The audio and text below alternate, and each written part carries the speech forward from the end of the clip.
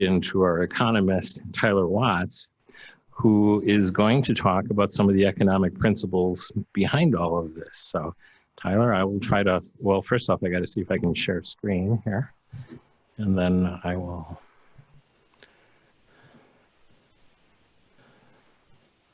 load up your talk, which I have here. Dr. Watts drove in very late last night from Michigan, so hopefully you had some coffee. Okay, well, thank you very much, Dr. Simonson. Honored to be involved in the project. I do have a chapter in the book, chapter 19, on economist perspective on healthcare safety nets. And Dr. Sim made me throw in the what would Friedman and Hayek say. So I'll have some Friedman and Hayek quotes in here. But I want to start off by saying I'm not a healthcare policy wonk per se. I'm just an economist. I could just consider myself a teacher, really. And I specialize in basic economics. So nothing real fancy, but I think basic economics is sorely needed today in all matters of policy analysis and healthcare policy in particular. So I'm going to start not with Friedman or Hayek, but with a person I consider the greatest living economist today. That's Thomas Sowell. And Thomas Sowell is very good at hammering home the main concept of basic economics, which is opportunity cost. Every decision we make involves an opportunity cost, what else we might have done. And we talk about this in terms of trade-offs and in popular jargon. Opportunity cost is kind of a technical term.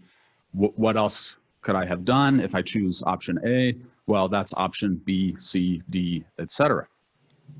And as Sowell notes so well, I highly recommend his book, Basic Economics. And it seems to me that he says a variation of this quote on every other page, but maybe it's only a dozen times in the book. There are no solutions, only trade-offs. Not to belie the idea of purple solutions, Dan, but we can't have an ultimate solution, right? We can't achieve perfection in any aspect of life. Why? Because we're beset by scarcity. So to have more healthcare, we're going to give up on something else because healthcare requires resources. So trade-offs, scarcity, opportunity cost is the basic economic principle that I think should drive any discussion of any policy.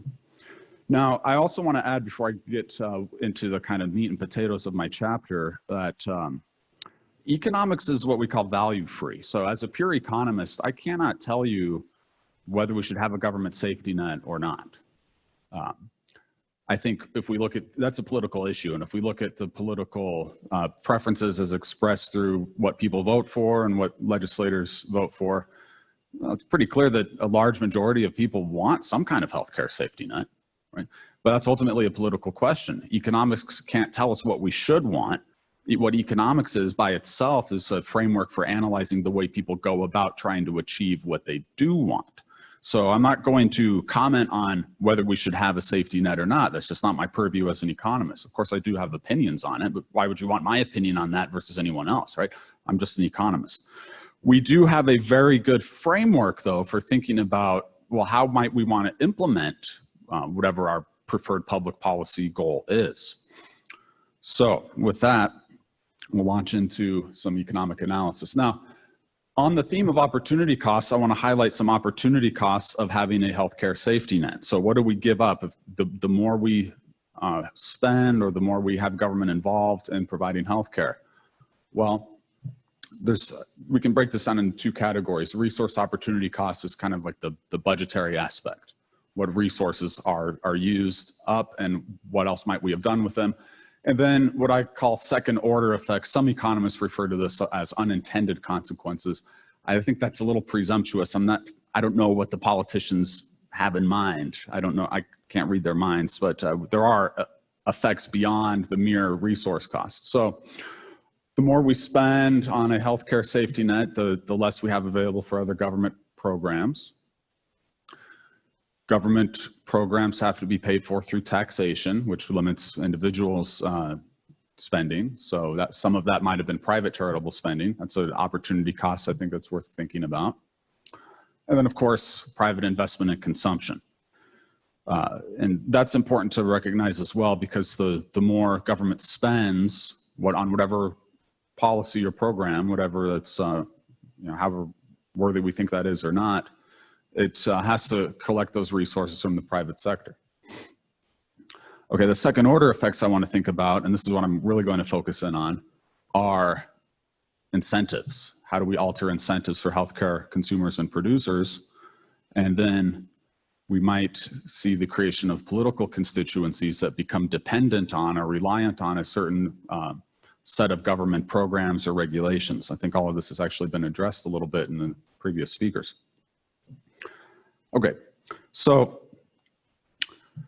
I was preparing for this talk, and I was timing myself, given a very narrow time window, and I just couldn't get this down to 15 minutes. But fortunately, for my basic economics lesson here, Cynthia Fisher taught it for me. So I have to extend a hearty thank you to her for really addressing the economics here.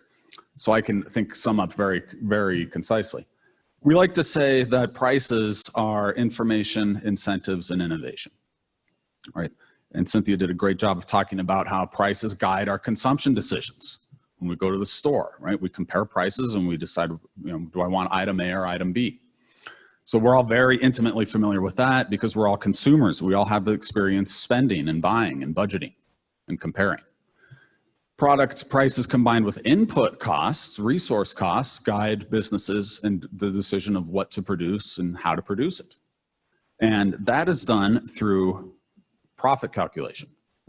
Profits, as I say in the chapter, should really be thought of as a price differential between the products and services a business creates and the cost of producing those. So prices are critical. Prices are essential here in both guiding people's decision making and then giving people incentives to economize so we can overcome scarcity to the maximum extent. And as was stated very well by many previous speakers, when we have a competitive environment for business and entrepreneurship, the result is going to be innovation and growth. And the reason for that is basic economic principle that competition tends to eliminate profits over time.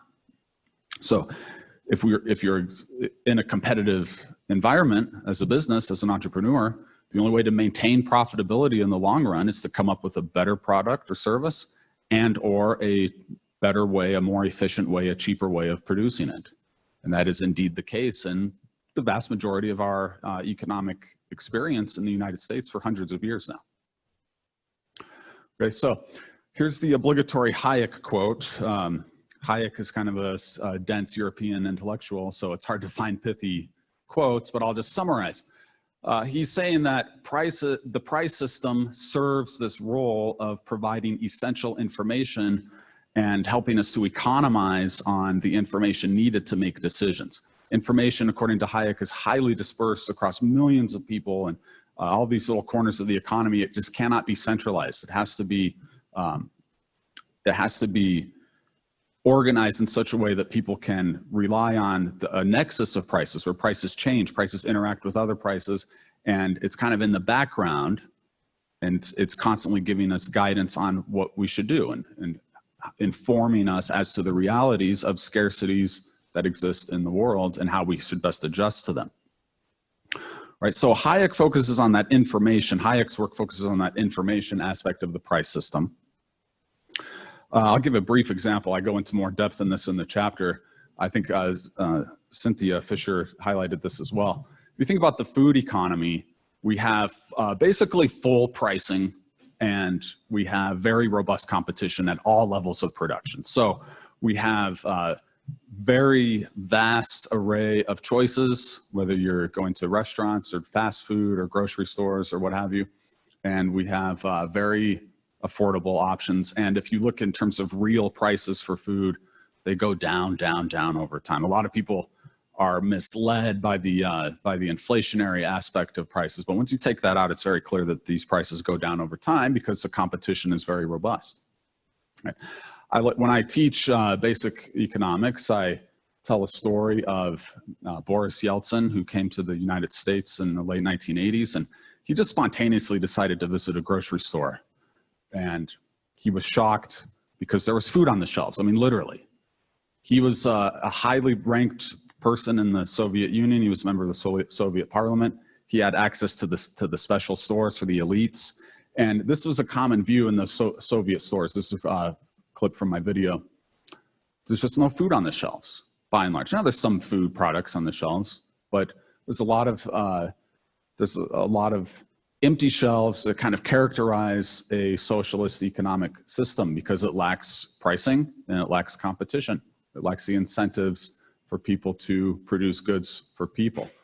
This is actually the store where Yeltsin visited in Houston, and I had the privilege of going and doing a little shoot there. And you can see a vast array of products from fresh foods, frozen foods, everything in between, all at very affordable prices. So high quality results from competition and a robust price system. Okay, now let's move on to the incentives aspect. And Milton Friedman is my go-to here.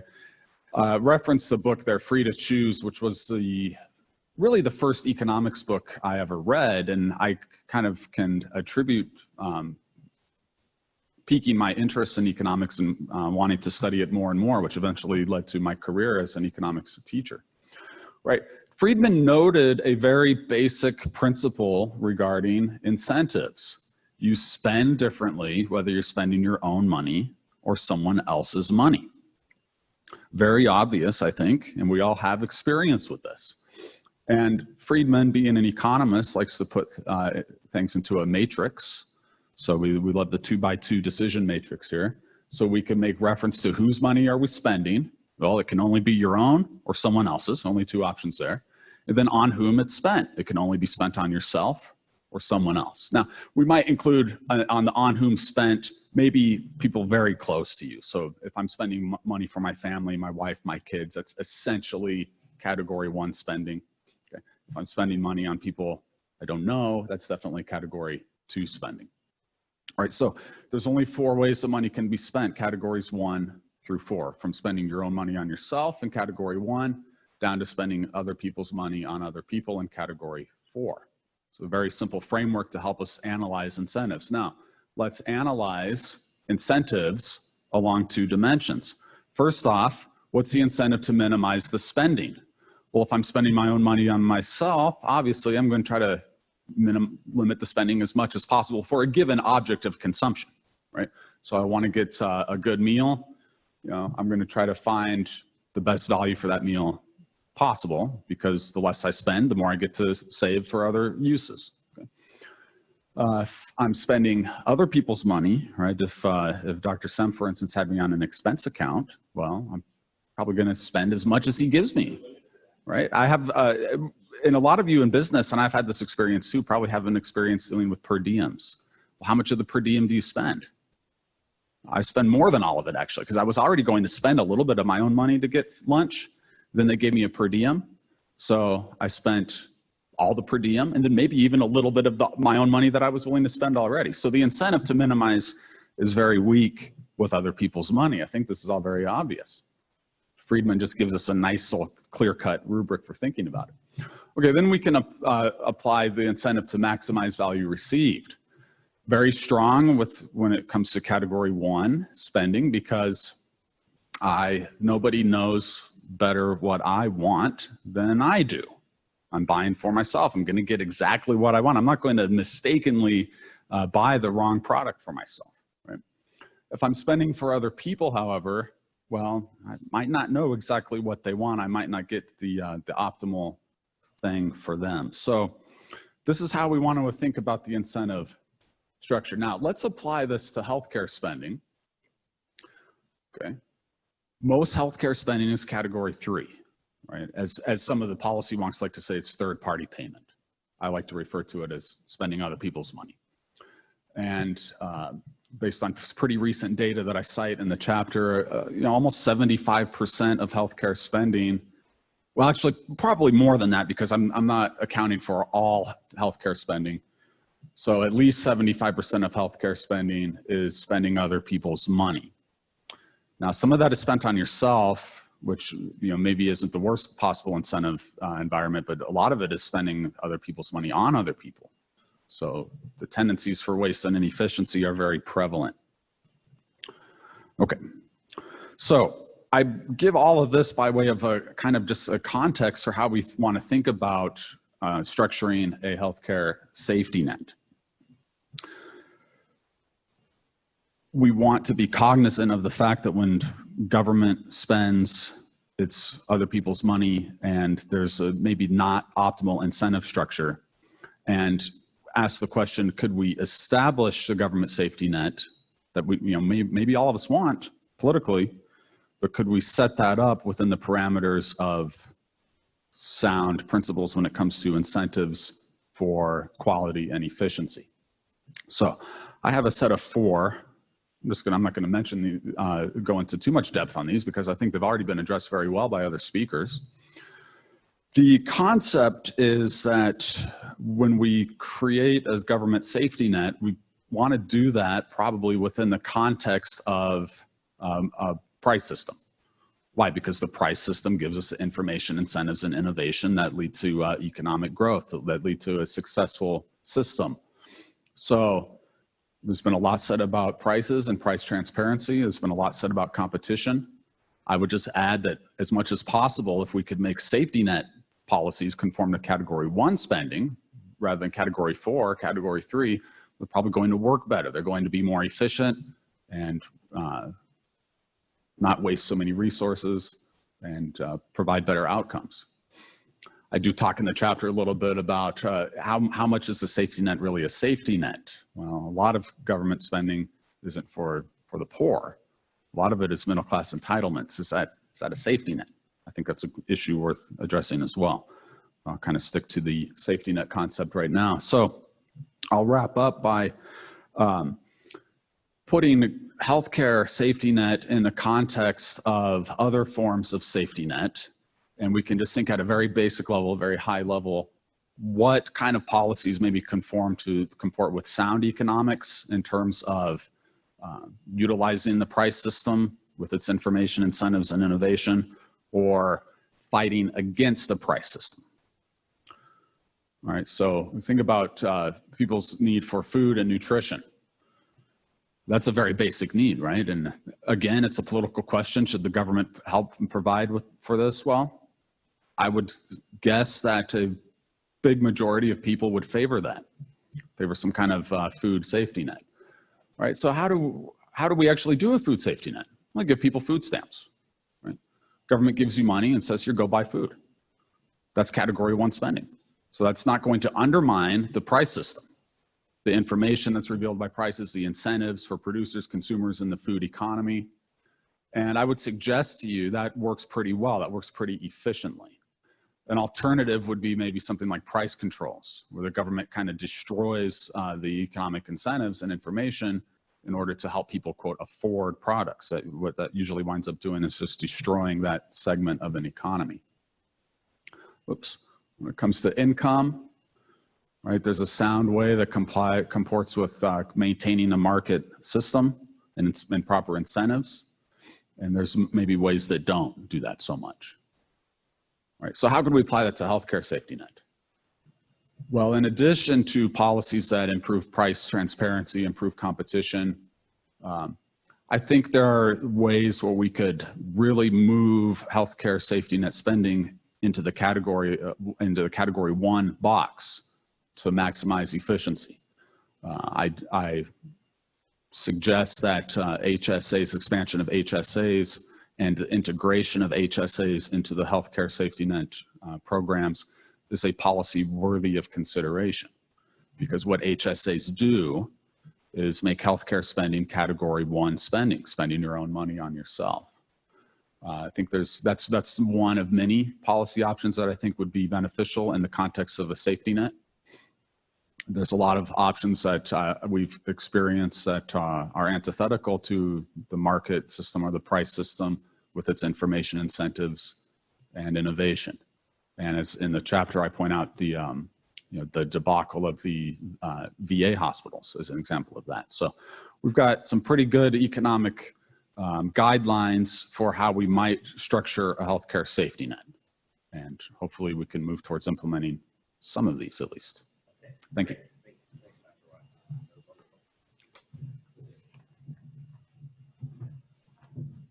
So I think it's pretty clear because we talked about universal HSAs this morning, bipartisan. And then with David Reamer, we talked about the idea of having some sort of savings account to shop for health insurance. That's Friedman's Category 1 spending, which Dr. Watts explains very well in his chapter and here as well. So that's sort of the best way.